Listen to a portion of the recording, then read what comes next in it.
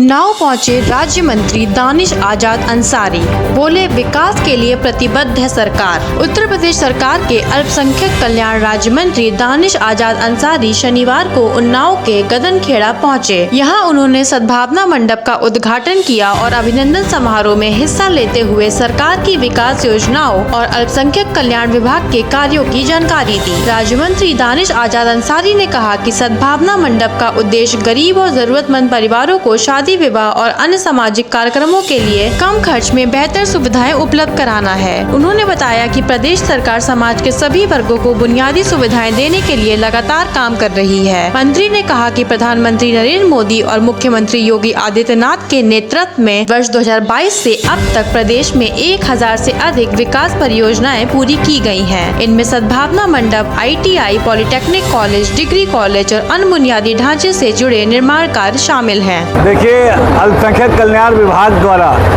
ये सद्भाव मंडप बनाया गया है। आज इसकी एक अभिनंदन समारोह था, आभार समारोह था ये, जिसमें हम सभी लोग इकट्ठा हुए और हमने माननीय मुख्यमंत्री जी को, माननीय प्रधानमंत्री जी को आभार व्यक्त किया कि उन्होंने इस सद्भाव मंडप के माध्यम से आम गरीब जो तबका है, जो विवाह है या और कोई फंक्शन है घर में, तो उसके लिए आसान रास्ता, एक सुलभ रास्ता बनाया।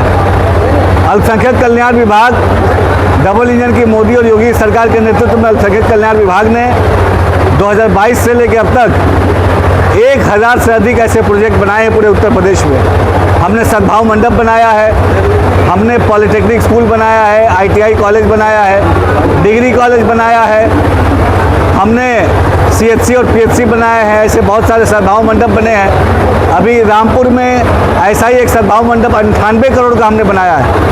बरेली में हमने 130 करोड़ की लागत से यूनानी मेडिकल कॉलेज बनाया है। मऊ में हमने 13 करोड़ की लागत से ITI और पॉलिटेक्निक स्कूल बनाया है। तो उत्तर प्रदेश के हर जनपद में अल्पसंख्यक कल्याण विभाग इंफ्रास्ट्रक्चर का काम कर रहा है, जिससे समाज के सभी वर्गों का जिससे भला हो रहा है। निश्चित तौर पे समाज को आगे ले जाना ये हमारी सरकार की प्राथमिकता है और हम उसी पे काम कर रहे हैं। छात्रों की शिक्षा और रोजगार के सवाल पर मंत्री ने कहा कि सरकार छात्रवृत्ति, स्किल डेवलपमेंट, रोजगार और स्टार्टअप योजनाओं के माध्यम से युवाओं को आगे बढ़ाने का काम कर रही है। वहीं विपक्ष के वोट चोरी और सीट चोरी के आरोपों को उन्होंने निराधार बताते हुए कहा कि चुनाव हारने के बाद विपक्ष EVM पर सवाल उठाने लगता है।